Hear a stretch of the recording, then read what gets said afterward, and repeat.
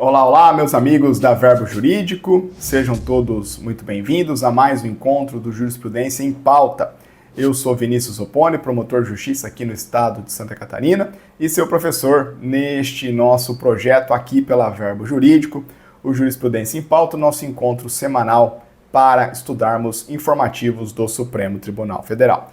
De partida, eu queria convidar vocês, para quem porventura ainda não está inscrito no canal da Verbo, que você, por favor, se inscreva no canal da Verbo, aciona o sininho para receber as notificações do nosso Jurisprudência em Pauta e também das demais aulas e conteúdos que a Verbo disponibiliza para vocês aqui no canal do YouTube. Meus caros, a gente está caminhando para mais um informativo do Supremo Tribunal Federal. Eu quero primeiro já pedir escusas porque eu mais uma vez estou enfrentando uma pequena crise alérgica aqui, né? E quem é meu aluno recorrente sabe que de vez em quando eu padeço desse mal e eu estou bem atacado aqui, como se diz, né? Então, ouvido trancado, a meleca descendo e aí dá uma tosse, enfim, quem conhece as crises alérgicas sabe o que eu estou falando. Então eu vou pedir desculpas primeiro pela qualidade da voz, vai dar uma falhada, um pouquinho de tosse vai ter. Eu tô com a minha aguinha aqui, que é o lubrificante natural, né, para nossas cordas vocais e para nossa garganta. Então eu já quero pedir desculpas pelo desconforto que eu sei que gera, né? Tá focado na aula aí, o professor tá se engasgando aqui e então eu queria pedir desculpas para vocês antecipadamente.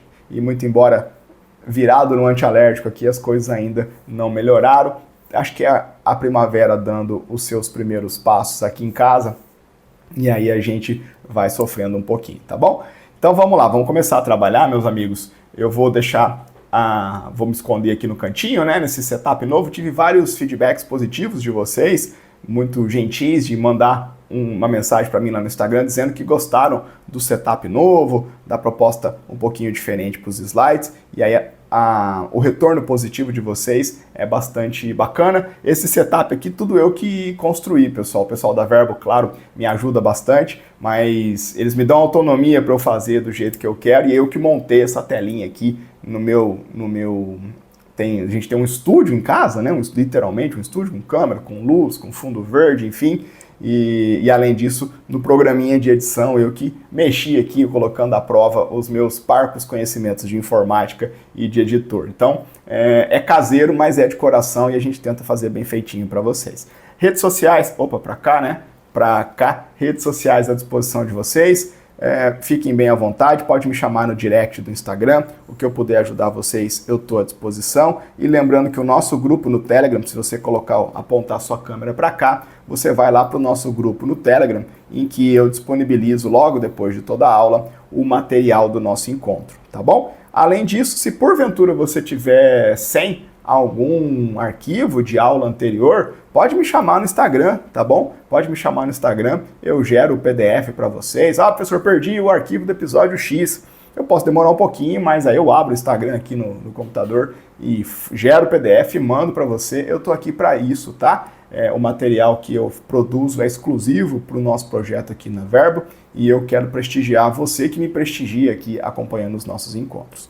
Tá bom, meus caros? Vamos começar a trabalhar então com o episódio de número 105, comentários ao informativo 1183 do Supremo Tribunal Federal. Dessa vez não serão julgados destacados, a gente vai ver todos os 3 julgamentos noticiados nesse informativo, tá bom? Um informativo interessante, vai nos permitir falar sobre temas um pouquinho diferentes, vai nos permitir falar sobre, por exemplo, cooperação jurídica internacional, matéria importantíssima para concursos federais, vai nos permitir falar sobre ação declaratória de constitucionalidade, que não é um negócio que a gente vê todo dia aqui no Jurisprudência em Pauta, vai nos permitir falar sobre um julgamento, um tema bem peculiar, mas que é explorado em prova, que é as discussões sobre os optometristas, que é uma discussão importante sobre regulamentação do exercício de atividade profissional, então a gente vai generalizar e atacar a questão constitucional de fundo. Então não desprezem esses informativos que você passou na primeira leitura e fala, pô, isso aqui não vai ser tão útil para a minha vida, para concurso, e eu vou te mostrar que é sim, tá bom? E aí onde não tem a discussão central, não é tão relevante para a prova, a gente faz ela se transformar relevante nas premissas, nas complementações, nas interfaces com outros entendimentos da corte. Então a gente vai fazer valer essa nossa 1 hora e 30 minutos juntos. Fechado? Vamos começar a ralar então, pessoal? Começando com a ADI 4268. ADI 4268. Vamos lá, meus amigos. Começando aqui, na ADI 4268, o Supremo Tribunal Federal, em síntese, examinou a constitucionalidade, foi chamado a examinar a constitucionalidade dessa Lei 16.533 de 2009 do Estado de Goiás. Então, nosso objeto aqui é uma lei estadual. A lei como um todo foi impugnada, mas ao que importa para a discussão central, que foi noticiada no informativo, eu vou deixar o destaque apenas para o artigo 1º. E o artigo 1º já vai dar o tom do conteúdo dessa lei estadual. Então o artigo 1º diz o seguinte, olha lá. É vedada a realização de exames optométricos, a manutenção de equipamentos médicos e a venda sem prescrição médica de óculos de grau e lentes de contato no interior dos estabelecimentos comerciais denominados óticas ou estabelecimentos congêneres ou mesmo fora de suas dependências. Então, este é o teor da nossa lei estadual aqui. Então, uma lei estadual que busca ou que se dispõe a vedar algumas práticas, algumas ocorrências, por assim dizer, dentro das óticas ou estabelecimentos congêneres às óticas. Óticas, né, grosso modo, é onde se compra óculos, armações e lentes para óculos. Então, o que não vai poder se realizar atrelado às óticas ou a estabelecimentos congêneres, tanto dentro quanto fora das suas dependências. Não pode haver realização de exames optométricos, não pode haver sequer a manutenção de equipamentos médicos e não pode haver a venda sem prescrição médica de óculos de grau e lentes de contato. Fechado? Qual é a discussão que surgiu no âmbito do Supremo Tribunal Federal? Uma discussão essencialmente sobre competência legislativa. O Estado membro legislando sobre uma matéria que, na visão do legitimado ativo, está abrangida pela competência privativa da União para legislar sobre condições para o exercício de profissões. Então, o legitimado ativo alega que o legislador estadual usurpou, apropriou-se indevidamente de uma competência legislativa que é privativa da União. Qual? Aquela descrita no artigo 22, inciso 16, a competência legislativa privativa ou a competência privativa para legislar sobre as condições para o exercício de profissões. Lembrando que esse artigo 22 é muito importante para a sua prova, né? Muitas discussões envolvendo repartição constitucional de competência legislativa no Supremo Tribunal Federal. Repartição constitucional de competência legislativa é um tema bem desafiador no seguinte sentido. Nós temos a Constituição Federal repartindo a função legislativa, a competência legislativa, o poder para criar leis entre os diversos níveis da Federação Brasileira. Então, a Constituição Federal distribui um pedacinho da competência legislativa para a União, um pedacinho da competência legislativa para os estados, outro pedaço para os municípios, e o DF recebe a parcela de competência legislativa que é dos estados e dos municípios. Ótimo. E além disso, isso é feito, por exemplo, pelo artigo 22, que estipula a competência legislativa que é da União, privativa da União. Você vai ter o artigo 30, que estipula a competência que é própria dos municípios. E ao lado dessas regras que vão fixar as competências próprias de cada ente, nós temos também no desenho de repartição constitucional de competência legislativa na Constituição, aquele espaço de competência legislativa compartilhada, que é chamado de competência legislativa concorrente, descrita no artigo 24 da Constituição Federal. Então, em linhas gerais, eu já falei sobre isso aqui no Jurisprudência em Pauta trocentas vezes, essa é a feição que a Constituição Federal dá para a matéria, repartição constitucional de competência legislativa. São alocados espaços de competência que vão ser exercidos de maneira isolada, privativa, para cada uma das esferas da Federação Brasileira, União, Estados, Municípios e DF, e vai haver um espaço de competência legislativa compartilhada, competência legislativa competência legislativa concorrente, descrita lá no artigo 24. E aí o primeiro desafio que você tem para a prova é o de ter a visão de quais são as matérias que estão em cada um desses espaços. Por isso que vai ter questões de prova não muito criativas, né? Hoje em dia, para carreiras jurídicas, a gente não encontra tanto questões com esse perfil, mas vai ter questões de prova, por exemplo, para técnico e para analista, que vai te cobrar os ROIs de competência legislativa. Quais são as matérias que são privativas da União? Estão lá no 22. Quais são aquelas que são concorrentes? Estão no artigo 24. Esse é o primeiro desafio para a prova. E o segundo desafio para a prova é esse que a gente está vencendo aqui. É o casuísmo. A prova cobrando julgados diversos do Supremo Tribunal Federal, em que a Corte parou e foi lá examinar uma lei federal para ver se a União acertou, legislou sobre matéria que era dela, uma lei estadual para ver se o Estado acertou, legislando sobre matéria que era dele, uma lei municipal via DPF para ver se o município não escapou da sua competência, avançou para a competência do Estado, da União. E aí a gente tem que desenhar, né? A gente tem que fazer esse estudo casuístico, porque as provas hoje, em vez de cobrar, ou não cobram mais isoladamente o rol lá do artigo 22, do artigo 24, como por algum tempo já cobrou. Hoje eles cobram os julgados do Supremo e nas alternativas eles acabam puxando um pouquinho o tema, o conteúdo de memória do artigo 22, do artigo 24, do artigo 30, do artigo 25, enfim, aqueles que fazem essa repartição constitucional de competência. Então é muito comum hoje que a banca pegue um julgado desse nosso aqui, né, e transforme num enunciado e vai te cobrar o entendimento do Supremo. Então, de novo, a gente está aqui examinando essa lei do Estado de Goiás, que tem esse conteúdo, e a discussão que a gente vai ver aqui é basicamente competência legislativa privativa da União, se o Estado poderia ou não ter legislado nesses termos. E aí, meus caros, para a gente poder caminhar para o mérito, no mérito a gente vai ter algumas considerações que vão para além de um típico caso do Supremo Tribunal Federal de repartição de competência legislativa. Quem já viu explicar isso daqui sabe que eu tenho até um padrão para explicar esses julgamentos para facilitar a sua compreensão. Mas esse cara aqui, essa DI 4268, ela é um pouco diferente, porque ela vai orbitar discussões anteriores da Corte no que toca à profissão de optometrista.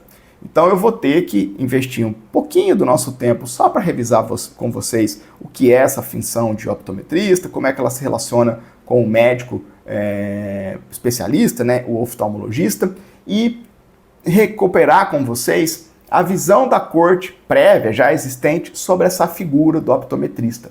A gente precisa ter isso para entender como é que a Corte vai julgar a ADI 4268. Então vamos começar a fazer as nossas revisões mais importantes. Primeiro ponto de revisão, isso não vai cair na sua prova, mas é só para você ter base para entender a discussão, é justamente a profissão de optometrista. Eu confesso para vocês que eu aprendi isso aqui com o Supremo Tribunal Federal. Eu nunca tinha passado como eu uso óculos, né? Mas eu fui consultar o oftalmologista e comprei o óculos lá com a receita dele na ótica e de vez em quando vou lá no oftalmologista, faz o exame de novo, vê se melhorou, se piorou, tal, e vai lá, troca a lente, e assim eu existo há 15 anos. Eu nunca tinha não sabia nem da existência do optometrista, então eu estou fazendo essa alfabetização com vocês, porque eu tive que me alfabetizar quando essa discussão chegou no Supremo há alguns anos. Então, em linhas gerais, o que é o optometrista? O que é essa profissão? O que é essa profissão? o que ele pode fazer e qual que é a relação com o médico oftalmologista. Meus caros, o optometrista é um profissional da saúde, da visão humana, mas ele não é tecnicamente um médico. Ele tem uma formação nessa área da visão humana e pode avaliar a função visual, a refração, né, do nosso sistema de visão. E aí ele vai ter uma formação ou em nível técnico, ou em nível tecnólogo, ou até mesmo em nível de bacharel, de ensino superior propriamente dito. O optometrista, grosso modo, a gente vai fazer essa diferenciação daqui a um pouco, ele vai atuar basicamente em atividades de triagem, em medidas para se ter uma quantificação da acuidade visual, ele vai trabalhar com adaptações e possibilidades para órtese e próteses oftálmicas, né, ajuste de óculos, de lentes de contato, enfim, vai trabalhar até mesmo com educação visual, reabilitação visual ou de baixa visão, enfim. O optometrista, ele não pode, meus caros, fazer propriamente o diagnóstico de doenças visuais. Essa é uma matéria que está dentro do campo do ato médico. Então, essa é uma atividade que está restrita ao profissional de medicina, ao médico especialista, ao oftalmologista. E aí, ele não faz diagnóstico de doenças e ele também não pode prescrever medicamentos, não pode realizar procedimentos invasivos de natureza cirúrgica. E aí, nesse ponto, a gente já entende a relação dele com o oftalmologista. O oftalmologista é o médico, né, com essa especialidade, que pode, sim, praticar esses atos de maior especialização, de maior especialidade. E aí, o que existe entre o oftalmologista e o optometrista é uma espécie de relação de complementaridade, porque somente o médico especialista quem diagnostica doenças oculares, prescreve medicamentos, realiza cirurgias, mas no que toca ao conhecimento, à definição da melhor lente, da lente de óculos ou de lente de contato, enfim, essa camada complementar de especialização pode vir por intermédio de um optometrista, tá bom? Então, grosso modo aqui, eu sou um profissional não de saúde, né? Então é um profissional do direito teorizando sobre as profissões de saúde visual, são as considerações que é importante você ter na sua perspectiva. Dito isso, vamos caminhar no terreno que a gente domina, vamos falar um pouquinho, revisar um pouquinho sobre a competência privativa da União nessa matéria. Veja, já recobrei com vocês as linhas gerais do desenho constitucional, de repartição constitucional de competência, e aí o que nos importa revisar aqui é tão somente a regra do artigo 22 da Constituição Federal, aquele que descreve as competências privativas da União, e lá no inciso 16 nós temos a perspectiva da União, lei federal, organizando o Sistema Nacional de Emprego e o que nos importa aqui, as condições para o exercício de profissões. Então, é a União, por meio de lei, que vai estipular as condições para o exercício de profissões. Esse é um tema bacana que a gente não vai precisar entrar aqui, mas que eu quero sempre fazer os paralelos possíveis, que diz respeito à liberdade de profissão, o direito fundamental à liberdade de profissão, que está lá descrito no artigo 5º da Constituição Federal. E aí a gente tem o seguinte, é livre o exercício de qualquer atividade profissional, atendidas as condições que a lei fixar. A construção do artigo 5º caminha mais ou menos nesse sentido. E aí quando a gente vai buscar o ente competente para estipular essas condições legais, nós temos essa competência privativa da União. Essa construção é muito importante porque o Supremo Tribunal Federal várias vezes já reconheceu a inconstitucionalidade formal de leis estaduais e leis municipais que, de maneira direta ou indireta, buscaram estipular condições para o exercício de determinadas profissões lá no âmbito territorial daquele estado, daquele município. O Supremo pega essa lei e fala, pô, não dá, né? Vocês estão legislando sobre matéria que é privativa da União. Tem toda uma jurisprudência do Supremo Tribunal Federal que vai olhar para as leis federais que criam condições para o exercício de profissões e demandam uma análise de proporcionalidade. Será que as condições, considerando-se que há um direito fundamental ao livre exercício de profissões,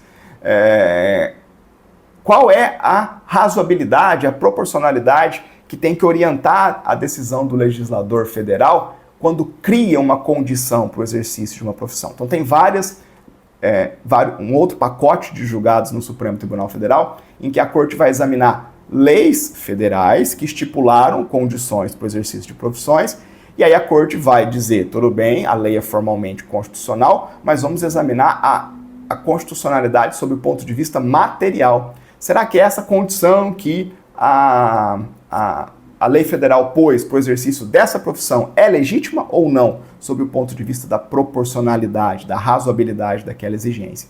E nesse segundo pacote de discussões, você vai encontrar alguns casos bem conhecidos. Por exemplo, o exame de ordem.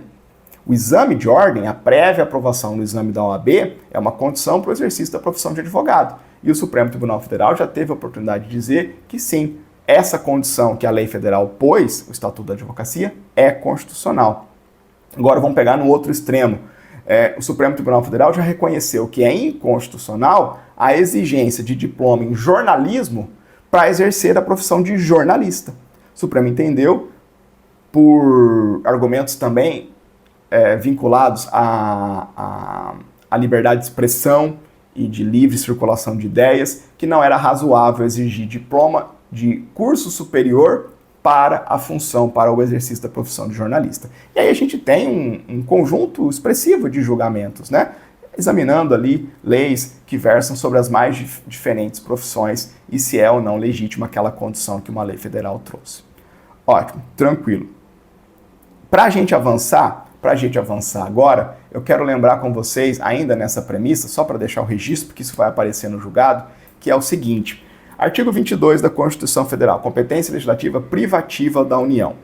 Pergunta: competência legislativa privativa significa que somente a União pode legislar sobre aquelas matérias. Ótimo. Agora, será que existe alguma perspectiva em que um Estado-membro possa legislar sobre uma das matérias do artigo 22?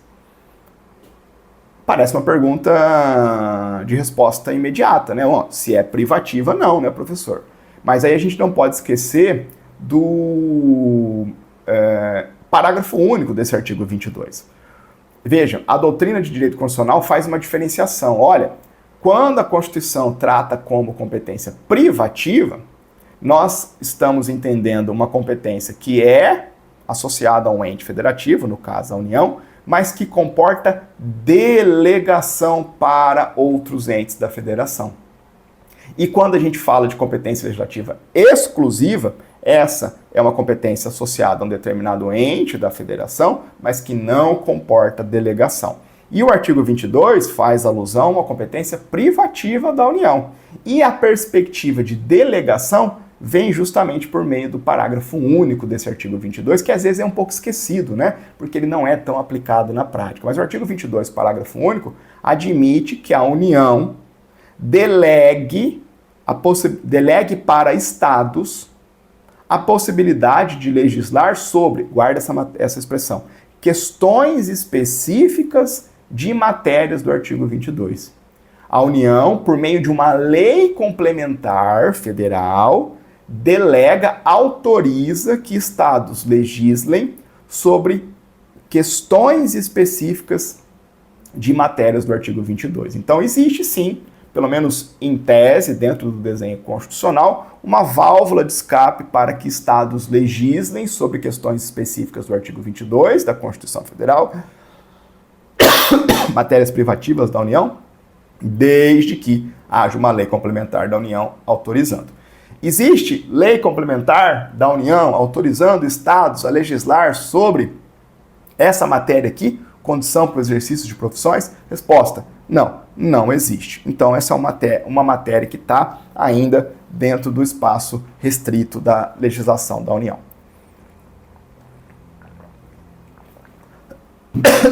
Feita essa revisão, a gente projeta essa construção de novo para a figura dos optometristas.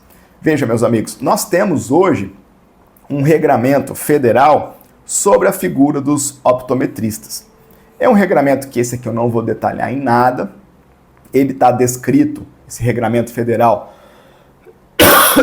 perdão, ele está descrito em decretos bem antigos, decretos lá de 32, de 34. Veja, muito embora sejam decretos, eles versam sobre regulamentação do exercício de profissões, eles foram recepcionados pela Constituição brasileira com status, pela Constituição de 88, com status de lei, né? De lei em sentido estrito, e dentro deles nós temos de maneira direta e indireta um regramento sobre o espaço de atuação dos optometristas. Então veja que nós já temos a União legislando privativamente sobre o exercício dessa específica profissão dos optometristas. Então é só uma premissa aqui, uma revisão para você saber que essa legislação já existe. Fechado? Agora vamos lá. Última revisão que eu quero trazer com vocês, ADPF 131.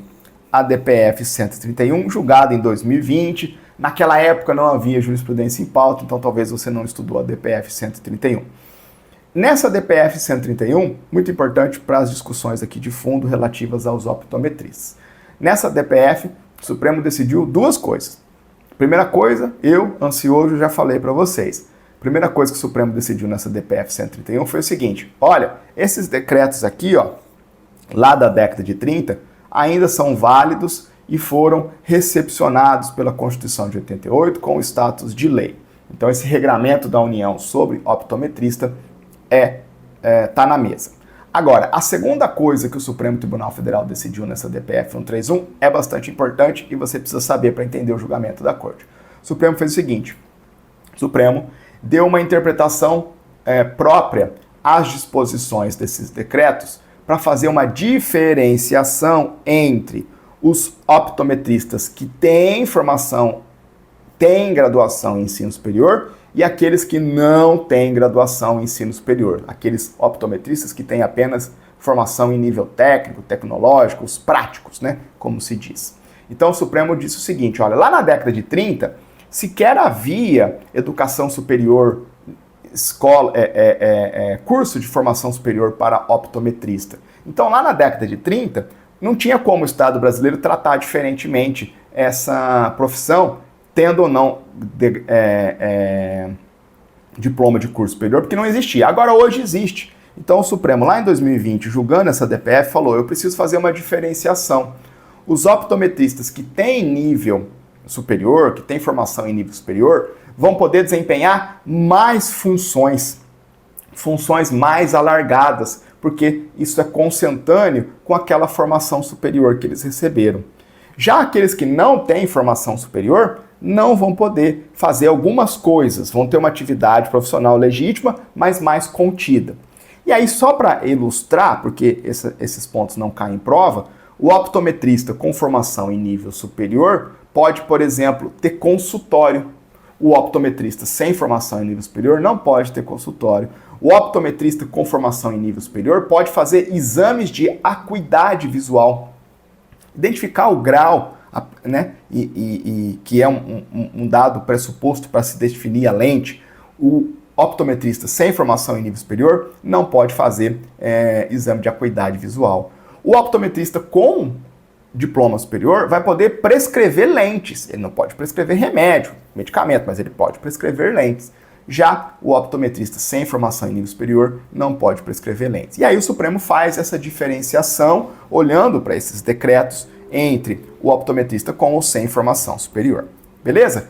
Tudo isso na mesa, a gente pode voltar para aquele regramento da nossa lei estadual. E vocês vão ver que esse entendimento do Supremo na DPF 131 vai diferenciar a resposta que a Corte vai dar sobre essa lei estadual. Não vai ser uma resposta exclusivamente sob o ponto de vista da constitucionalidade formal, pode, não pode, em vista do artigo 22, inciso 16, tá bom? Então por isso que a gente precisaria trazer essas camadas complementares. Você vai ver que o julgado é relativamente simples. O que o Supremo entendeu aqui? O Supremo entendeu o seguinte, ó: essa lei estadual, ela é constitucional.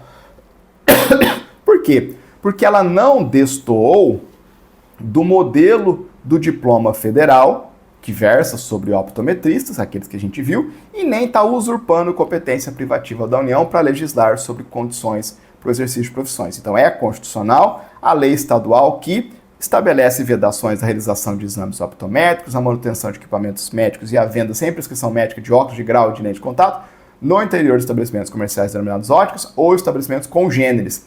Então, aquela lei é constitucional, desde que essas proibições não alcancem quem?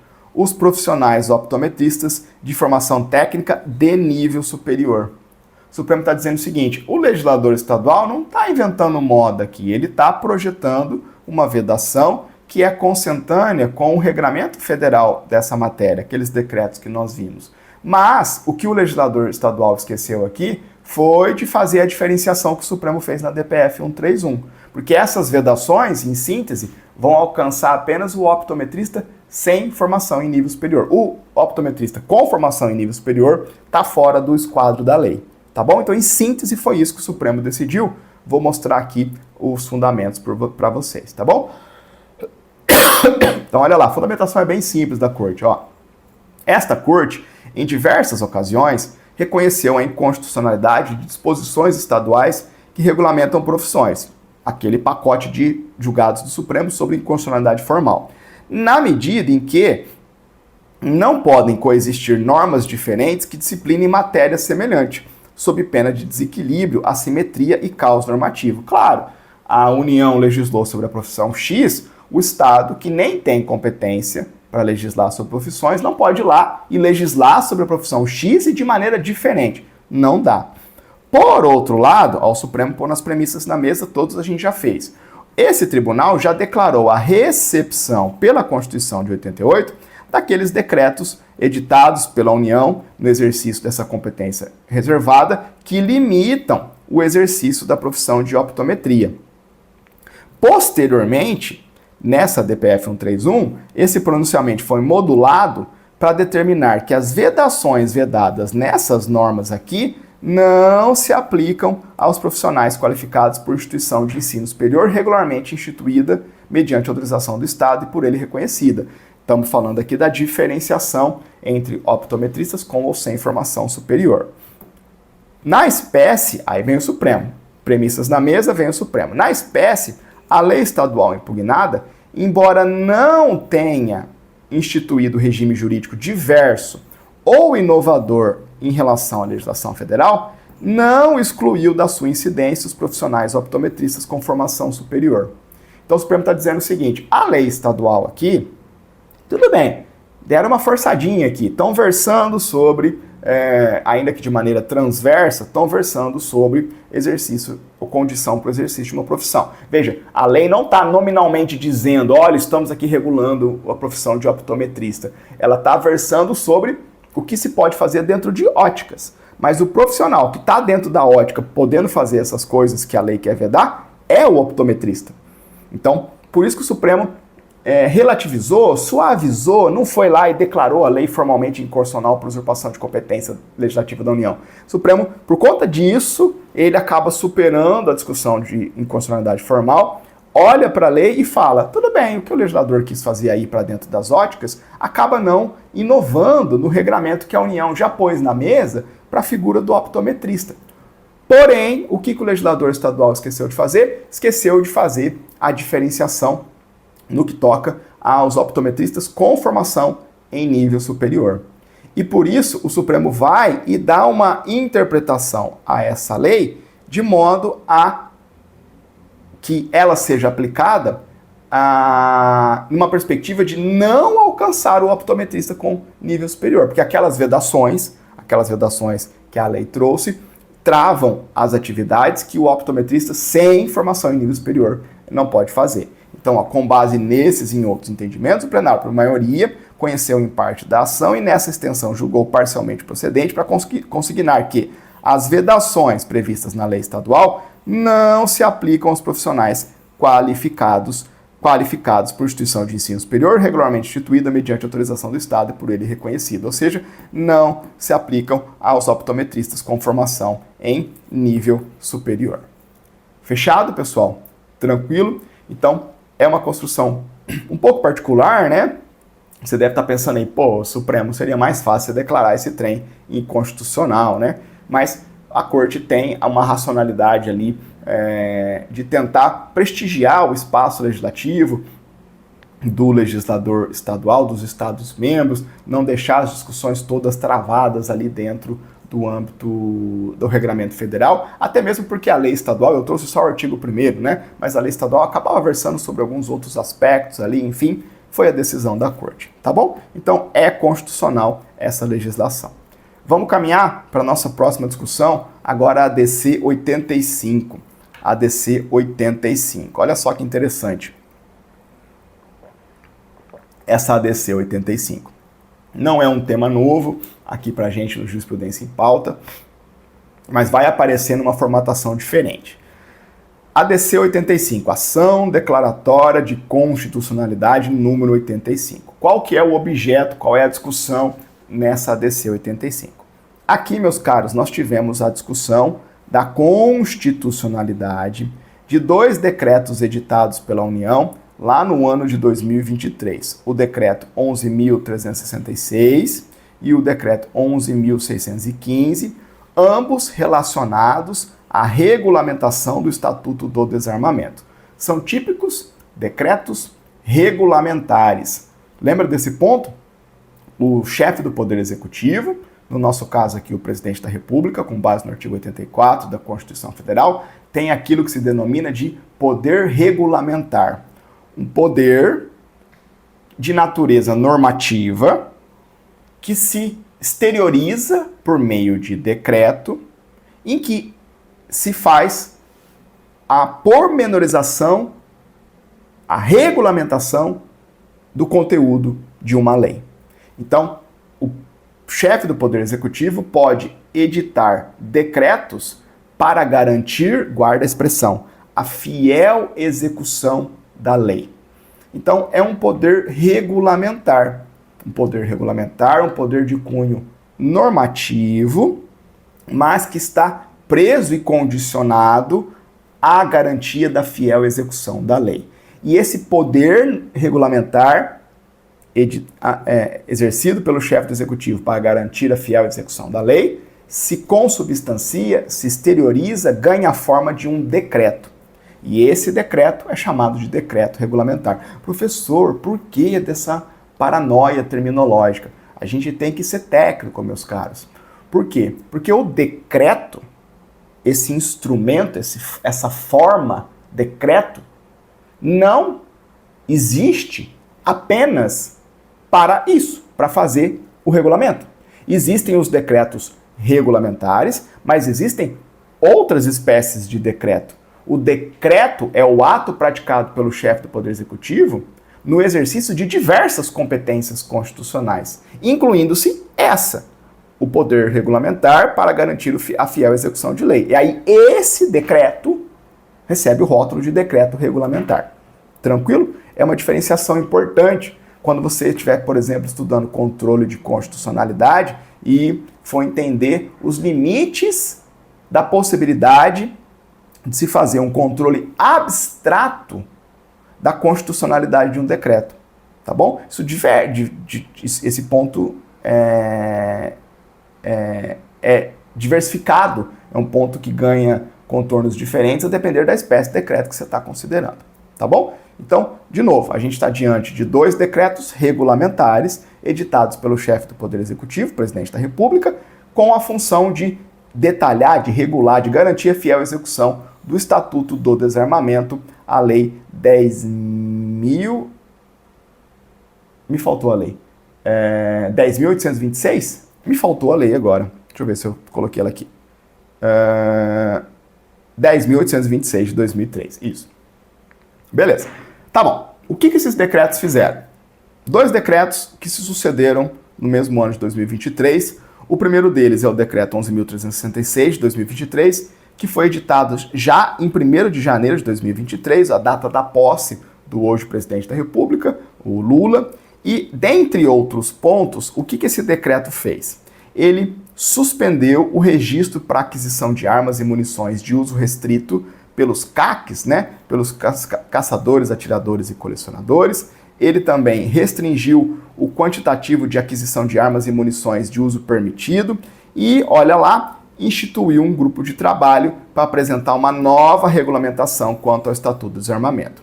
Esse grupo de trabalho trabalhou e produziu, meses depois, o Decreto 11.615 de 2023, já agora em julho de 23, revogando esse cara aqui e dando uma nova e integral regulamentação infralegal ao Estatuto do Desarmamento. Então, em poucas palavras, o que aconteceu? Todos nós sabemos das visões antagônicas no que toca à circulação de armas de fogo que o governo Bolsonaro tinha e o que o governo Lula tem. O governo Bolsonaro entendeu pertinente flexibilizar, amplificar a perspectiva de se adquirir armas de fogo e munições, valendo-se de algumas categorias ali descritas no Estatuto do Desarmamento, em especial a figura dos caçadores, colecionadores e atiradores. O governo Lula tinha uma visão política diferente. E aí, o Lula ganha as eleições em 2023 e já no período de transição, a sua equipe gesta um novo decreto para, dia 1º de janeiro, inverter a lógica que se fazia vigente até então. Então, em 1º de janeiro, ele põe um decreto novo na ordem jurídica, regulamentando o Estatuto do Desarmamento e suspendendo, travando aquelas normas infralegais autorizativas mais flexíveis até então existentes. E aí, esse decreto 11.366 constitui um grupo de trabalho que tinha a missão de fazer uma nova regulamentação ao Estatuto do Desarmamento. Então, um grupo de trabalho vinculado à Presidência da República para dar subsídios para o Presidente da República, tempos depois, editar um novo decreto regulamentar do Estatuto do Desarmamento, substituindo em totum aquele regramento projetado, desenhado pelo governo Bolsonaro. Discussões ideológicas da minha parte, zero. Políticas, -1, irrelevante. Só estou descrevendo os fatos subjacentes aqui. E aí, qual que foi? Então, esses são os decretos que são levados para o Supremo Tribunal Federal, esses dois decretos. Primeiro o 11.366, depois, quando ele é revogado, o 11.615. O próprio presidente da República, que foi quem editou esses decretos, ajuiza a ação declaratória de constitucionalidade e pede que o Supremo Tribunal Federal declare a constitucionalidade desses próprios decretos. Então, numa leitura político-jurídica, o presidente da República, o novo presidente da República, inverte a racionalidade do ordenamento jurídico no que toca à flexibilização na aquisição de armas de fogo e munição, por meio de decreto, e quer o aval do Supremo Tribunal Federal. Essa é a discussão que a Corte vai enfrentar. Para a gente poder aprofundar um pouco as visões aqui e valorizar os nossos objetos de estudo, eu quero fazer duas revisões com vocês importantes. A primeira sobre a ação declaratória de constitucionalidade, que a gente está vendo aqui, e a segunda sobre a própria Lei 10.826, o Estatuto do Desarmamento. Um pouquinho dessa revisão eu já fiz, contextualizando o cenário aqui da ADC 85. Então vejam. Essa ADC 85, como vocês vão ver, ela é relativamente simples no seu mérito, né? São algumas afirmações categóricas, mas não é nada muito complexo de se estudar. Então a gente não precisa ir muito longe a título de premissa. Mas tem dois pontos que eu quero revisar com vocês. Um de ordem formal, relativo à ADC, e outro de ordem material, relativo ao Estatuto do Desarmamento. Sob o ponto de vista formal, de instrumento, né, eu quero falar um pouquinho sobre a ação declaratória de constitucionalidade, porque ela não é algo tão recorrente nos nossos estudos, né? Vejam um dado interessante. Se a gente puxar de cabeça aqui, deixa eu ver qual que foi a ADC que a gente viu. A ADI que a gente viu aqui foi a ADI 4260. ADI 4260, né? Então, olha só, já houve, nós estamos vendo o Supremo julgando aqui uma ADI na casa do 4.000. Para ser bem franco, pessoal, as ADIs no Supremo Tribunal Federal já estão na casa dos 7.000. Se você pegar uma ADI distribuída agora no Supremo Tribunal Federal, ela deve estar, sei lá, estou chutando, 7.700, 7.800. Eu acho que a gente provavelmente vira o ano já com a ADI na casa do 8.000. Agora a ADC não, olha só, a gente está com a ADC 85, a ADC 85 ainda, ajuizada em 2023, sendo julgada em 2025, nós estamos com a de número 85, a gente nem venceu a centena, talvez já tenha aí distribuída a ADC 101, 102, enfim. Então, quantitativamente, eu te demonstro que a ADI é algo muito mais recorrente do que a ADC. E aí a ADC acaba ficando na sombra da ADI, acaba ficando na sombra da ADI, então eu quero usar essa nossa oportunidade, que não é tão recorrente, para falar um pouquinho sobre ela com vocês. A ADC, ela não surgiu com a contexto originário da Constituição Federal de 88. A ADC é uma criação da Emenda Constitucional número 3 de 1993. E por que o constituinte originário não pensou a ADC? Basicamente por um ponto muito básico da compreensão do direito constitucional brasileiro, que é o princípio da presunção da constitucionalidade das leis. Para o sistema jurídico funcionar, presume-se que as leis editadas pelo Legislativo, tanto o Congresso Nacional, Assembleias Legislativas e Câmaras Municipais, presume-se que essas leis são constitucionais. A presunção de constitucionalidade parte da premissa de boa-fé de que o Legislativo não quer produzir deliberadamente atos inconstitucionais. Eu sei que essa premissa é difícil de engolir atualmente, né? Mas, de todo modo, a presunção de constitucionalidade parte dessa premissa, de que o legislador está exercitando o seu poder de legislar, que a Constituição lhe conferiu, e quer fazer nascer leis consentâneas com a Constituição. Então, lá em 88, assentado na premissa, na presunção de constitucionalidade das leis, não se entendeu a necessidade de criar uma ação de controle concentrado abstrato de constitucionalidade perante o Supremo para se declarar a constitucionalidade, porque a constitucionalidade se presume. De todo modo, passados 5 anos da experiência constitucional de 88, o poder constituinte derivado reformador, influenciado muito pela doutrina e com alguns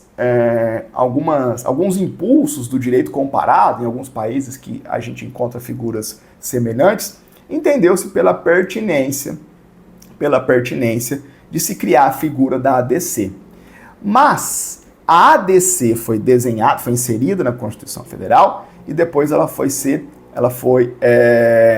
regrada pela Lei 9868 de 1999, que é a lei que regulamenta a ADI, a ADC e a DPF. E aí qual foi a ideia em torno da ADC? Foi a seguinte: vamos viabilizar um instrumento no âmbito do Supremo Tribunal Federal para que a Corte tenha a oportunidade de declarar a constitucionalidade de uma lei em um cenário de controvérsia sobre a aplicação daquela lei.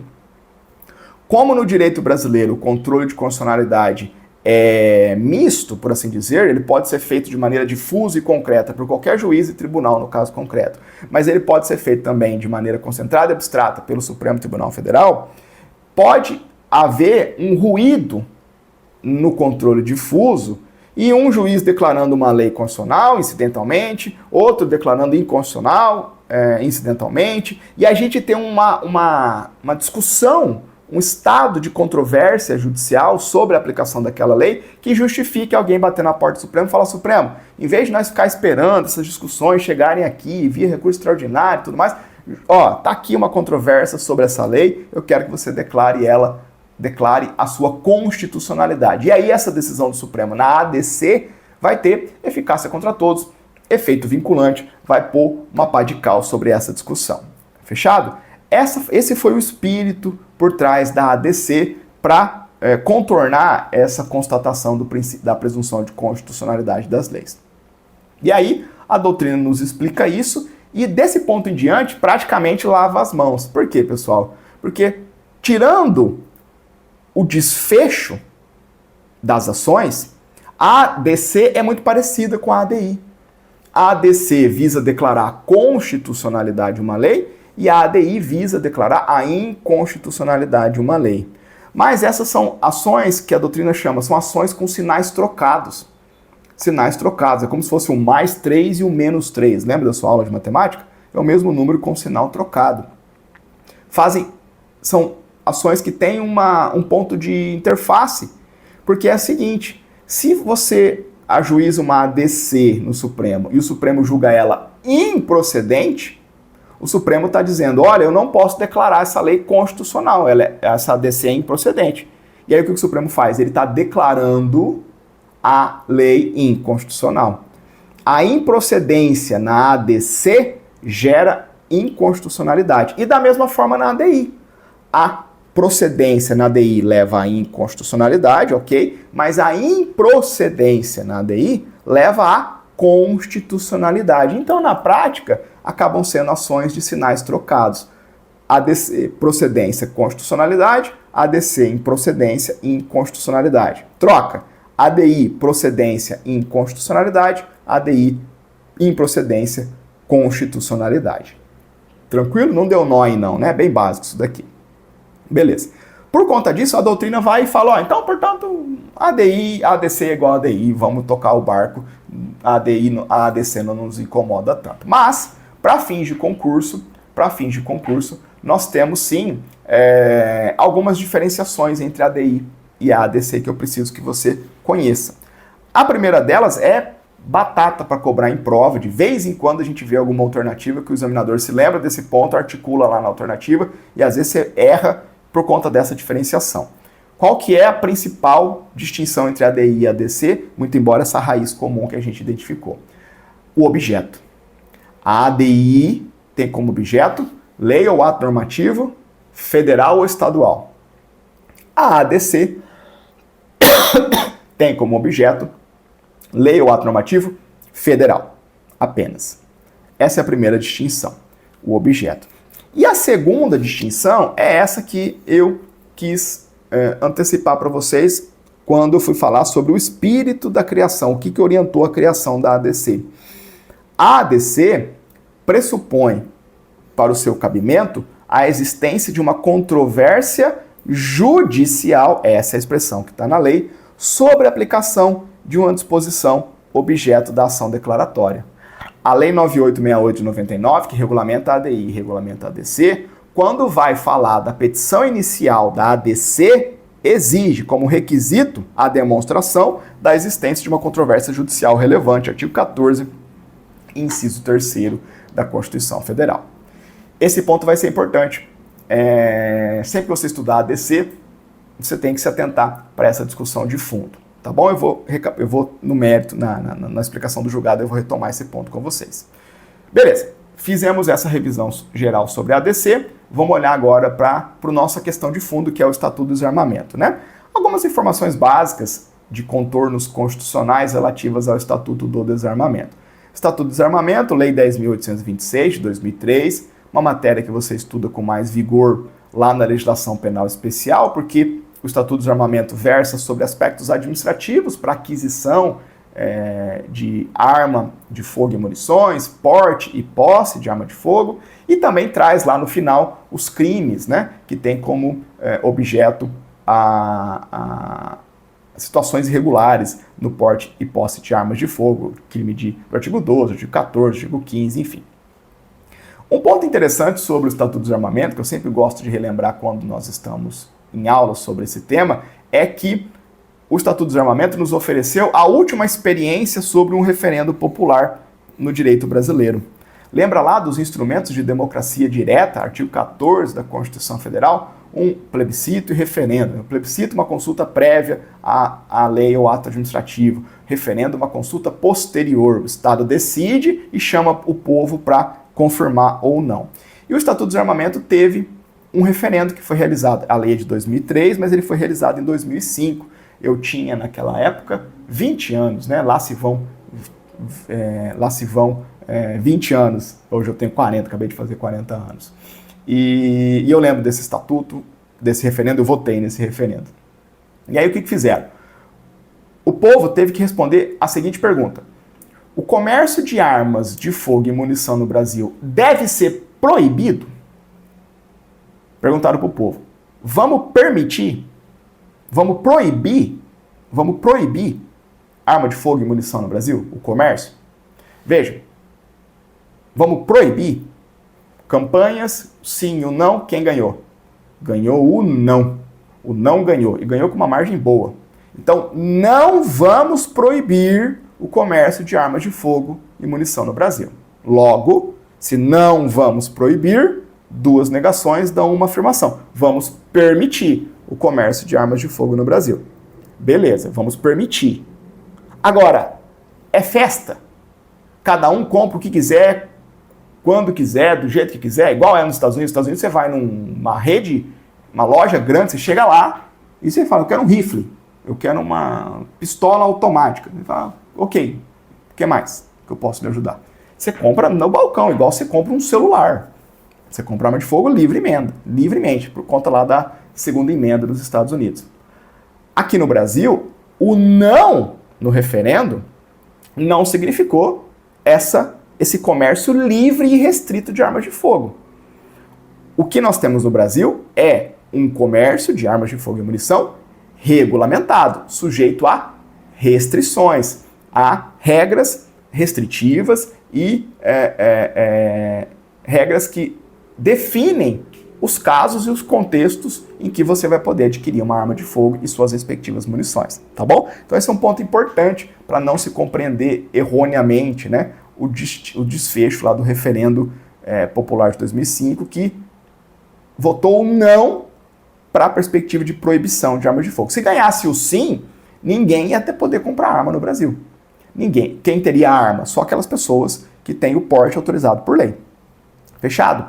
Dito isso, a gente tem ainda no contexto do armamento aquela revisão contextual que eu fiz com vocês, né? A flexibilização na aquisição de armas de fogo e munições ao tempo do governo Jair Bolsonaro e essa perspectiva de nova regulamentação que veio pelo governo Lula com os decretos que são objeto dessa ADC. Ótimo.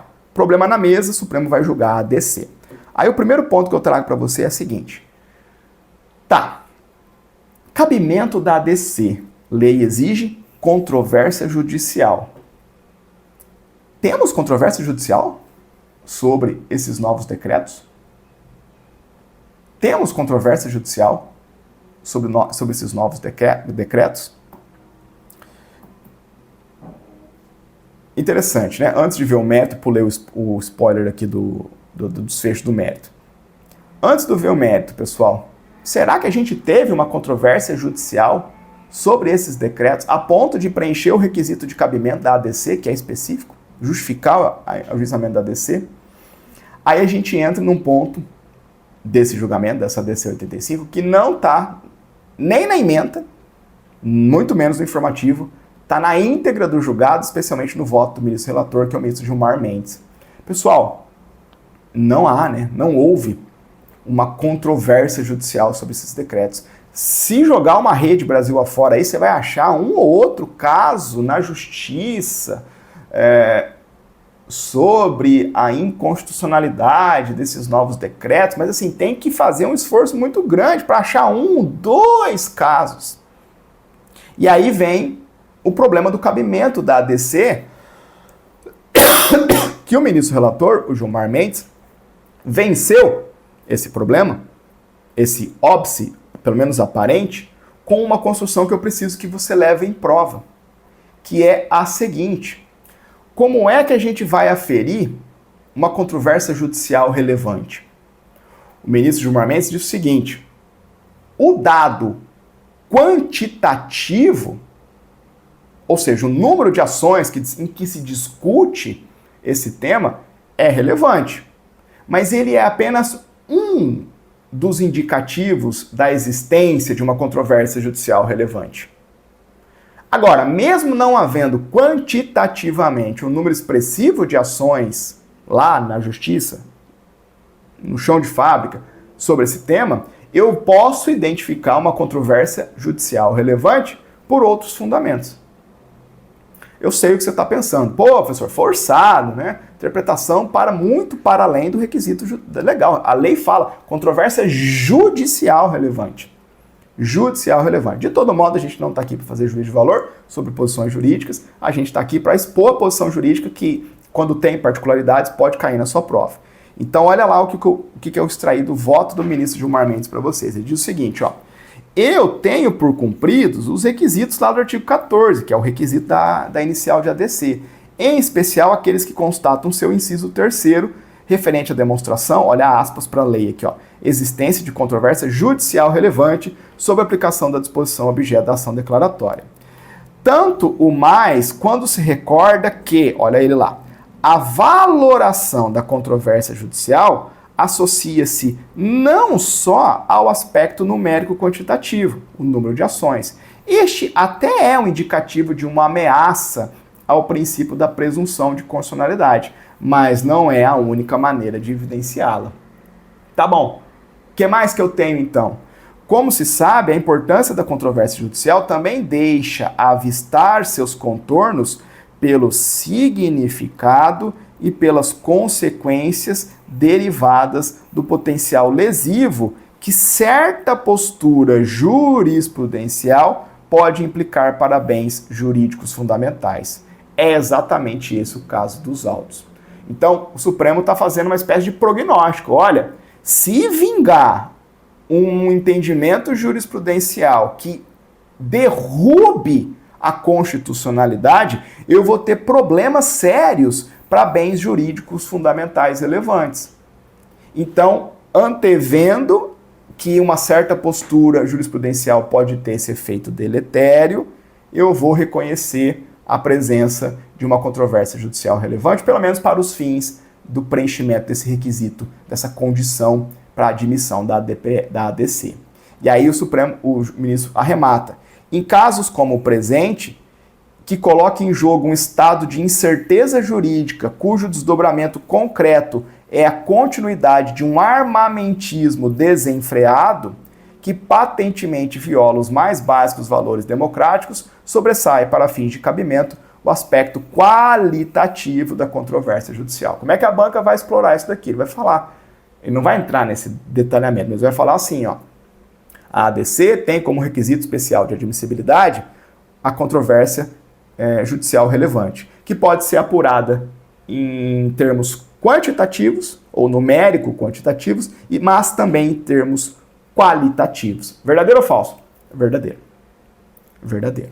Fechado? Então, julgaram a ADC. E no julgamento da ADC, pessoal, no mérito, o que o Supremo entendeu? Agora volta para lá, né? O Supremo entendeu que esses novos decretos são constitucionais. O Supremo entendeu que esses novos decretos são constitucionais porque traduzem um exercício do poder regulamentar, olha lá, do poder regulamentar do chefe do executivo nessa matéria, dentro dos limites constitucionais. E ainda tem a função de promover a reconstrução da política pública de controle de armas por meio da regulamentação do Estatuto do Desarmamento. Fechado? E aí o Supremo vai para o mérito, né? Vai sustentar a constitucionalidade dessas construções. Qual que é o ponto importante dessa fundamentação? Vou ler com vocês aqui, tem um ponto lá no finalzinho, deixa eu só confirmar onde está. Aqui, é no fim. Vou ler com vocês rapidamente, o Supremo vai validar o mérito. Eu disse que no mérito a gente não tem tantas considerações, você pode criticar, entender outra coisa, mas o mérito é simples de entender. Então veja, a política de controle de armas no Brasil tem como fundamento o Estatuto do Desarmamento, que visa restringir o Estatuto do Desarmamento, né, que visa restringir a circulação de armas de fogo para combater a violência. De novo, não vou entrar no detalhamento, na controvérsia por trás, não entro nisso aqui.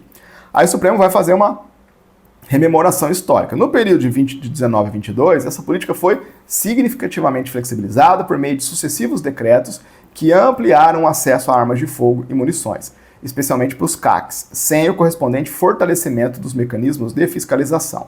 Esse é o contexto em que a gente encontra os dois decretos que foram editados com o objetivo de reverter o desmonte da política de controle de armas e restabelecer a conformidade com os direitos fundamentais à vida e à segurança pública.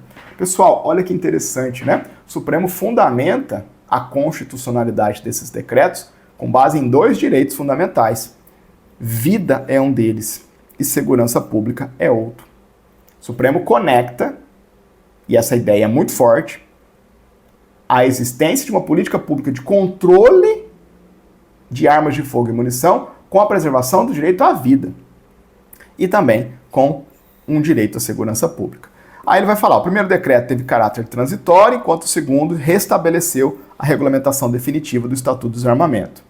Aí veja, o Supremo vai recapitular as medidas, né? As medidas adotadas incluem centralização do controle de armas no CISNARM, sob responsabilidade da Polícia Federal, esse foi um ponto que mudou, que antes tinha um pedaço que estava na mão do Exército, enfim, está agora tudo com a Polícia Federal, restrição dos quantitativos de armas e munições, exigência de demonstração concreta de necessidade para aquisição de armas de fogo de uso permitido. Em decretos anteriores, né, criaram-se algumas presunções de necessidade, o Supremo inclusive já havia derrubado alguma delas, alguns desses decretos do Bolsonaro já chegaram no Supremo e foram reconhecidos como inconstitucionais. Redução de validade dos registros dos CACs, ou seja, vai ter uma avaliação psicológica periódica, né, já que a validade diminuiu, e limitação das atividades de tiro desportivo de caça.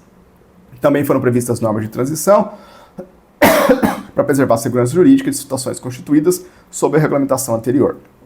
Aí o Supremo diz, os decretos são formalmente constitucionais, pois se amparam na competência privativa do Presidente da República para expedir decretos e regulamentos destinados, olha a expressão que eu pedi para você decorar, destinados à fiel execução de lei, artigo 84, caput, inciso 4º, e respeitam os limites do poder regulamentar previstos no Estatuto do Desarmamento. Qual que é a discussão aqui, pessoal, rapidamente? No decreto regulamentar, o limite da normatização é garantir a fiel execução da lei. Então não é possível você ter uma inovação no mundo jurídico por meio de decreto regulamentar. Tá bom? Decretos com conteúdo normativo vão poder inovar na ordem jurídica? Em alguns casos, sim. A gente tem a figura dos decretos autônomos, por exemplo, né? Mas essa é uma discussão bem complexa, bem bagunçada no direito constitucional, mas eu só quero lembrar daquela especificação que eu fiz com vocês. Não tratem decreto como se fosse uma categoria única. Você tem que ver o adjetivo. Que decreto que é? É o regulamentar? Então eu tenho essas discussões aqui, essas construções. Beleza. Ponto da decisão que eu quero que você leve para a prova é o seguinte. O Supremo disse, os decretos são formalmente constitucionais. Agora vem a cereja do bolo, a síntese do julgamento. Tá, e sob o ponto de vista material, essa política, essa construção do governo Lula, via novos decretos, de diminuir a circulação de armas de fogo e munições, é materialmente constitucional? E o Supremo entendeu que sim. O Supremo já disse isso várias vezes, né? Sob o aspecto material, guarda isso, as normas estão em consonância com os valores constitucionais e com a jurisprudência do Supremo. O Supremo reconhece a inexistência de um direito fundamental ao acesso irrestrito a armas de fogo. Não há um direito fundamental a acesso irrestrito a armas de fogo. O Brasil não é os Estados Unidos. Lá nos Estados Unidos, se não me falha a memória, a segunda emenda garantiu um direito de ter armas. Um direito da Constituição de ter armas. Um direito na Constituição de ter armas. No Brasil, nós não temos isso. Não há um direito fundamental de acesso irrestrito a armas de fogo. Já se tentou emplacar o reconhecimento desse direito como uma derivação do direito à vida, do direito à liberdade, do direito à propriedade e diversas outras construções que se somariam para ensejar esse direito autônomo e restrito a ter acesso a armas de fogo. O Supremo vedou, o Supremo está dizendo que esse direito fundamental não existe no Brasil. Você vai ter a possibilidade de adquirir armas de fogo e munições no Brasil nos termos das políticas públicas que devem rigorosamente controlar a circulação de armas de fogo. Então, por que não há um direito fundamental irrestrito, um direito fundamental de acesso irrestrito a armas de fogo e munição, o Estado tem que ter políticas públicas para controlar essas armas e, consequentemente, a violência armada. De novo, polêmicas ideológicas e político-sociais de lado, né? Longe da nossa aula, essa foi a visão do Supremo Tribunal Federal. Fechado? Tranquilo? Essa é a ADC 85. Valeu, pessoal! O estudo de ADC não é o que a gente faz no nosso curso aqui de constitucional, né? Mas acho que é um estudo interessante você levar para a prova. Último julgado. Um rolo. mas que eu vou desenrolar um rolo factual, mas eu vou desenrolar para vocês e você vai aprender uma coisa nova aqui. Não vai embora, vamos estudar o HC 209854, agravo regimental, um julgado da segunda turma. De vez em quando o Supremo traz julgamentos de turmas e é um julgado interessante, diferente, nós nunca falamos nada nem de longe parecido com o que a gente vai ver aqui, um julgado sobre cooperação jurídica internacional. Professor, né, isso aí não cai em prova. Calma lá. Vou aproximar esse conteúdo de provas para concurso. Vou só te dar um exemplo. Se você procurar bem, esse tema é muito importante para concursos federais, MPF cobra isso daqui expressamente no edital. Magistratura Federal você também vai encontrar esses pontos. E mesmo em concursos estaduais, ainda que às vezes você não encontre textualmente cooperação jurídica internacional, você vai ver no edital atos normativos cujo conteúdo versam sobre cooperação jurídica internacional. Então você vai estar lá lendo um ato normativo, em geral um tratado internacional, por exemplo, Convenção de Palermo, Convenção de Mérida, importante para o Ministério Público, combate à corrupção, que vai mencionar cooperação jurídica internacional. Então vamos pôr mais essa ferramenta, né? Mais esse tópico, mais esse conteúdo na sua caixa de ferramentas para você poder ir vencendo esses temas difíceis, aqueles que todo mundo para e não chega no estudo nunca. Vamos lá? É um HC. Sendo um HC, nós temos uma discussão. Temos uma ação penal lá na origem que tem os seus meandros que eu preciso detalhar para vocês, senão não vai conseguir entender a discussão aqui do Supremo Tribunal Federal. Então vamos lá. É um pouquinho tumultuado, mas eu vou desenrolar esse ponto e as discussões ficam simples.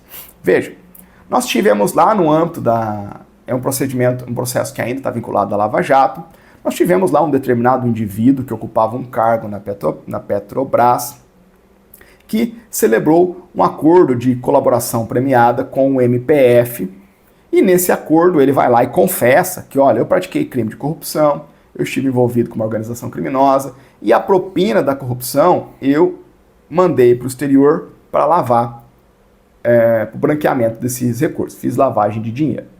Ele vai lá, esse indivíduo, confessa esses delitos e informa que mantinha esses recursos de propina em contas no exterior, especificamente no país Luxemburgo.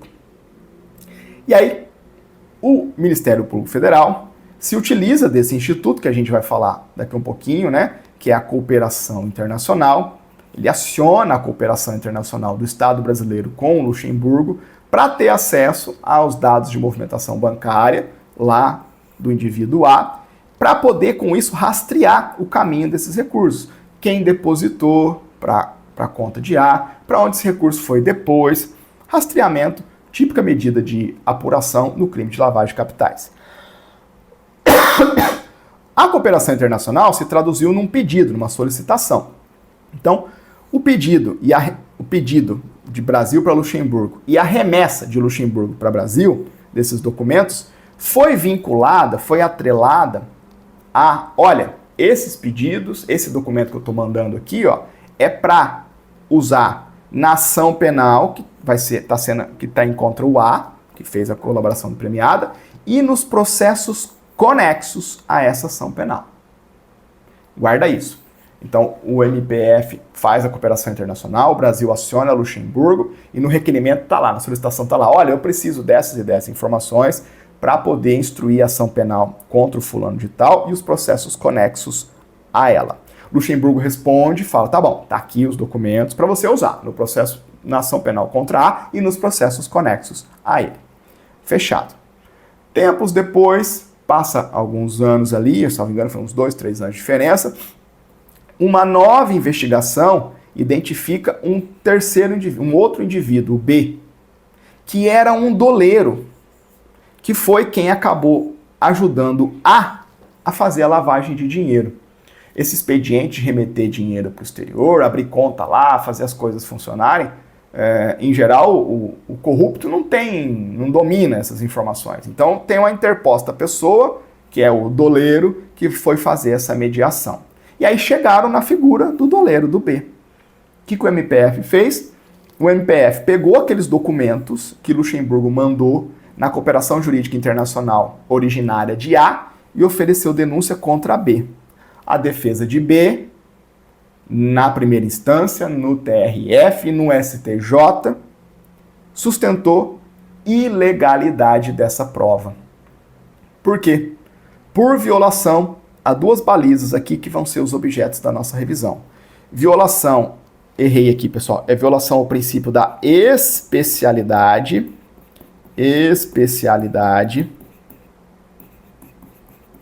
da cooperação, ou na cooperação internacional, princípio da especialidade, faltou incluir aqui na cooperação internacional, e também violação, quebra da cadeia de custódia.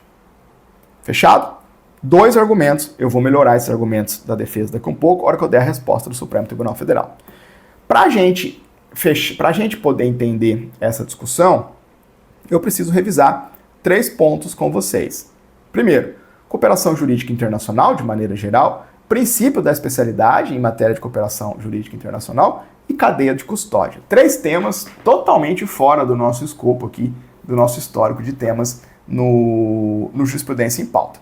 Não vou dar uma super revisão, até porque a gente não precisa ir tão longe, mas eu quero deixar vocês alfabetizados sobre esse tema e mostrar como é que isso guarda relação com qualquer prova de concurso. Cooperação jurídica internacional em geral, pessoal, não entrei em matéria penal ainda. Então, o que é a cooperação jurídica internacional? Cooperação jurídica internacional pode ser entendida como um mecanismo formal por meio do qual um país, um Estado, solicita a um outro Estado uma medida de suporte para uma investigação ou um processo judicial atrelado a um caso concreto que está em andamento. Então, é um conceito gênero, cooperação jurídica internacional. Se estabelece um canal de comunicação entre 2 estados e, por meio desse canal, um Estado provoca o outro para que esse Estado colabore, coopere com uma determinada providência de ordem investigativa, de ordem judicial, até mesmo de ordem administrativa, né? Por exemplo, acesso a dados bancários, que vão ser necessários para que o país solicitante, o Estado solicitante, dê vazão a um caso concreto que está em andamento. Fechado? Esse é um instrumento necessário para a efetivação da justiça, para a efetividade da justiça em um mundo globalizado, um mundo em que as relações pessoais, comerciais, econômicas, acabou se internacionalizando. Então, para que os estados não percam a oportunidade de exercer de maneira efetiva sua jurisdição, é preciso que se estipule, né, um canal formal previamente construído para a cooperação jurídica internacional. Desse ponto em diante, o tema se especializa, ou seja, para cada tema, cada matéria de cooperação jurídica internacional, a gente tem um regramento. Então, para adoção internacional, adoção de criança e adolescente, nós temos um regramento. Para transferência de pessoas condenadas, a gente tem um outro regramento. E aí, para a matéria penal, a gente tem um regramento específico de cooperação jurídica internacional. E onde que está a base normativa da cooperação jurídica internacional em matéria penal? Basicamente em 2 convenções da ONU, em 2 tratados internacionais da ONU, que o Brasil é signatário. Veja, não é tratado internacional de direitos humanos, é um tratado internacional. A Convenção da ONU contra o Crime Organizado Transnacional, chamada de Convenção de Palermo, muito importante. É uma convenção que você estuda quando está vendo organização criminosa aqui no Brasil. E a Convenção da ONU contra a Corrupção, a Convenção de Mérida, que você estuda em geral quando está vendo o tema improbidade administrativa e combate à corrupção. Isso aqui, pessoal, aparece em muitos editais de concurso. Muitos, estadual e federal. Tranquilo? E aí, meus amigos, apenas para você ter ciência operacional, para que esse canal de comunicação funcione, cada país designa uma autoridade central. Então veja aqui no Brasil, imagina cada delegado de polícia civil, polícia federal, juiz de direito, juiz federal, tentando fazer contatos diretos com países mundo afora. Ia virar uma bagunça. Então, uma das balizas desses regramentos, dessas bases normativas, por exemplo, dessas convenções da ONU, cada estado fixa uma autoridade central, que vai receber esses pedidos miúdos, né, Brasil afora, vai padronizar, vai formalizar e vai fazer a intermediação. Em Luxemburgo é com essa autoridade central, na Espanha vai ter essa autoridade central, na Itália tem essa, Estados Unidos tem essa, e aí quem vai dialogar, quem vai conversar são as autoridades centrais. E cada autoridade central fica com a incumbência de fazer o trabalho de diálogo, né, com as pontas do pedido. No Brasil, quem faz isso? É um Departamento de Recuperação de Ativos e Cooperação Jurídica Internacional, o DRCI, que por sua vez integra o Ministério da Justiça e Segurança Pública. Então, o nosso órgão central aqui, a autoridade central no Brasil, é o Ministério da Justiça, especificamente por meio desse departamento. Beleza, professor, fala mais sobre isso, como é que se operacionaliza, que documento que preenche, não vou falar. Um mar de detalhes operacionais que não compensa a gente investir nosso tempo. Tem um, porém, que não é um detalhe operacional, é uma principiologia que orbita a cooperação jurídica internacional. É justamente o princípio da especialidade. Muito básico isso daqui, pessoal. Uma ideia bem básica, bem tranquila de se entender, né?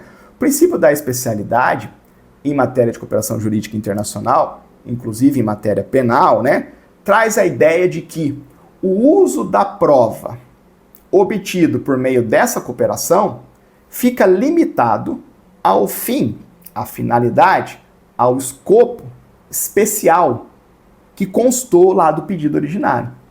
Então, o princípio da especialidade trava, limita, condiciona a aplicação da prova ou daquele material que vem por meio da cooperação jurídica internacional à finalidade especial que foi apontada lá no pedido originário. Então, quando o Brasil solicita lá para Luxemburgo os dados de movimentação bancária do A, ele está dizendo, olha, eu quero que você me mande isso para eu usar na ação penal de A e em processos conexos.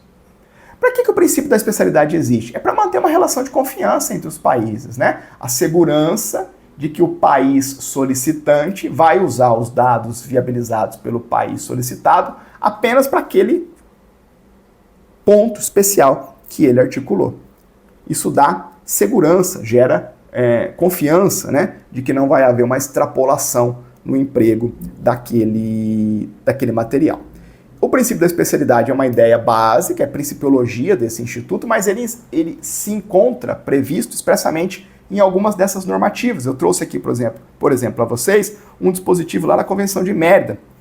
Artigo 46, no seu parágrafo 19, diz lá, ó, o Estado parte requerente não transmitirá nem utilizará, sem prévio consentimento do Estado parte requerido, a informação ou provas proporcionadas por este para investigações, processos ou ações judiciais distintas daquelas indicadas na solicitação. Beleza, pessoal? Tranquilo? Princípio da especialidade. Ótimo. Última revisão, cadeia de custódia. Vou ser bem breve aqui, porque, me permitam, né? Foi um argumento que a defesa usou aqui nesse HC, bem forçado, mas o Supremo teve que derrubar, e derrubou, como eu já estou dando spoiler. Então a gente não precisa ir muito longe na cadeia de custódia.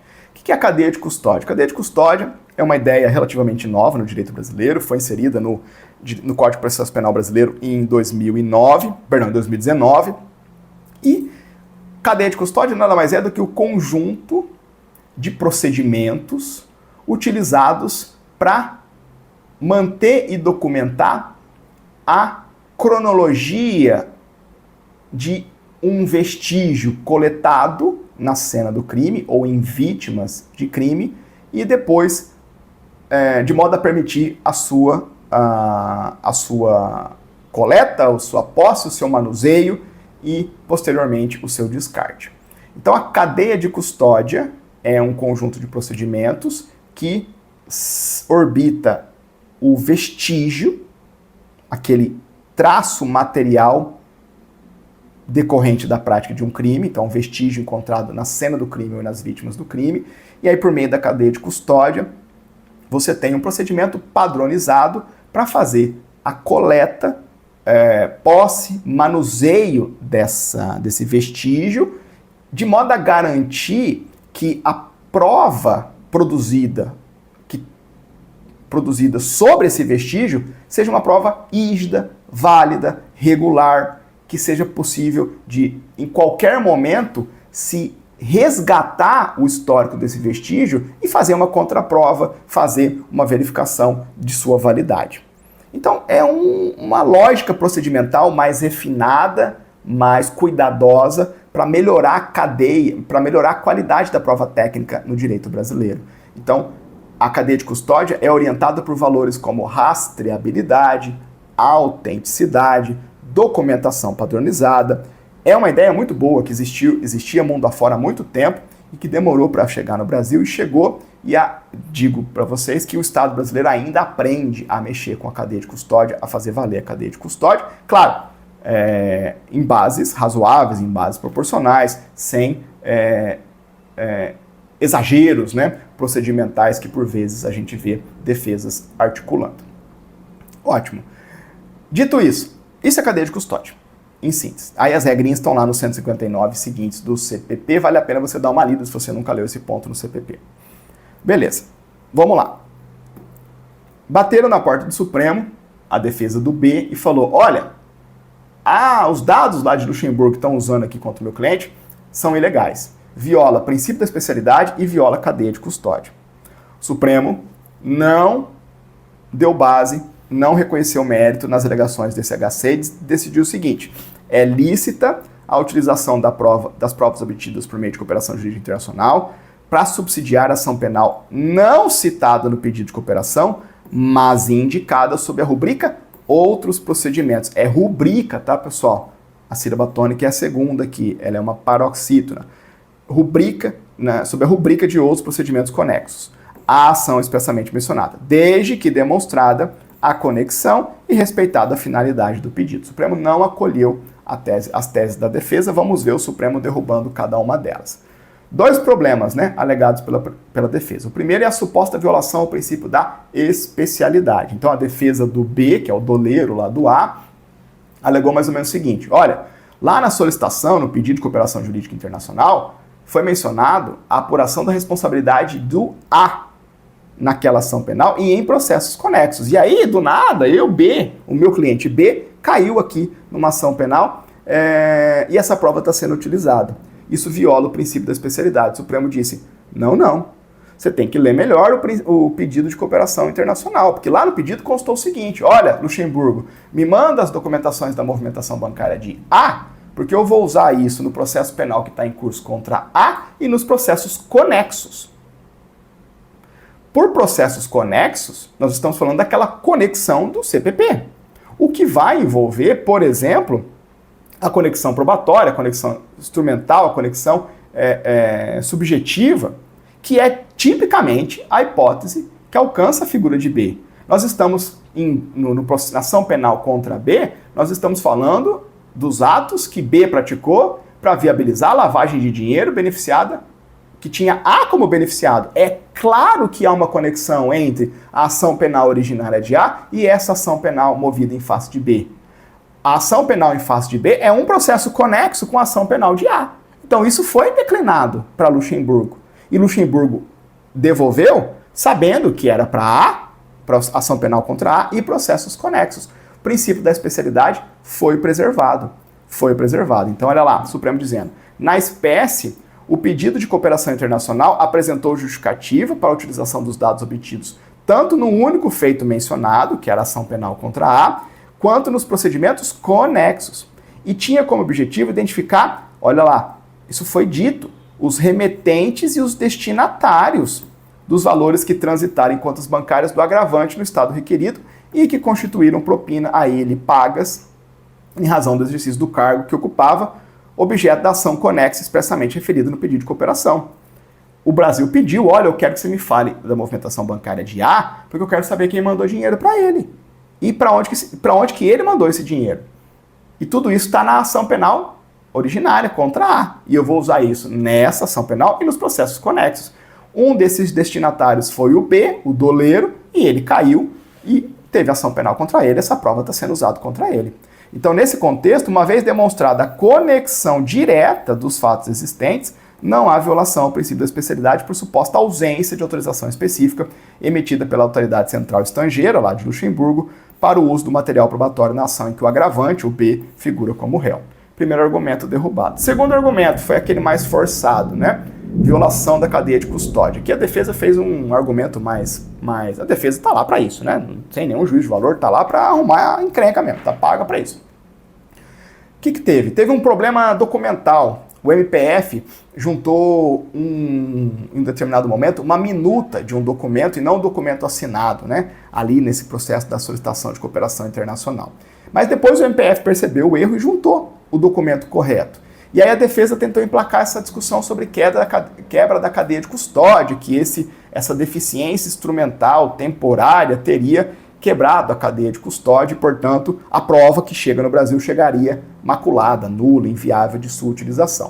O Supremo não acolheu esse argumento, diz lá, ademais não restou configurada a alegada quebra da cadeia de custódia e se configura como regular o trâmite de cooperação jurídica analisado, especial quanto à cronologia do pedido e resposta do departamento competente, no sentido de que o pedido foi regularmente recebido e encaminhado à autoridade estrangeira. E aí, com base, então, o Supremo desprezou esse argumento, superou, com base nesses outros entendimentos, a segunda turma, por maioria, negou provimento ao agravo regimental e, por conseguinte, manteve a decisão que denegou a ordem de habeas corpus, né, um agravo regimental nesse habeas corpus aqui. Fechado? Fica o resumo novamente aí para vocês e terminamos, meus amigos. Chegamos ao final, pontualmente, com 1 hora, 30 minutos e 31 minutos agora. Conseguimos vencer esses nossos 3 julgados. Sempre quando a gente tem um informativo mais enxuto, a gente amplifica. Não vou fazer gravar uma aula mais curta para vocês, a gente grava a aula de 1 hora e 30 e a gente vai aonde tiver que ir para fazer valer esse tempo que você deposita aqui no Jurisprudência em Pauta, tá bom? Revisamos várias coisas importantes que podem dar boas questões de prova aí para vocês, pode te estimular, te direcionar para uma revisão, um aprofundamento desses temas, sobre ADC, sobre o Estatuto dos Armamentos, sobre cooperação jurídica internacional, Convenção de Mérida, de Palermo, enfim, você sai daqui com um estudo feito com consistência e com umas boas tarefas, se você quiser concatenar tempos de estudos complementares. Fechado? Encerro por aqui, foi um prazer estar com vocês novamente. Deixa o joinha aí no final da aula se você gostou, seu joinha, seu suporte, seus comentários aqui no chat, no chat e nas mensagens, né? Agradecer os alunos que sempre são muito gentis com os elogios à nossa aula, e os elogios são sempre muito bem-vindos, deixa o professor feliz, mas também eu fico de ouvido atento para suas críticas, os seus comentários para a gente complementar os nossos trabalhos aqui. Fechado? Um abraço a todos, fiquem com Deus e até uma próxima.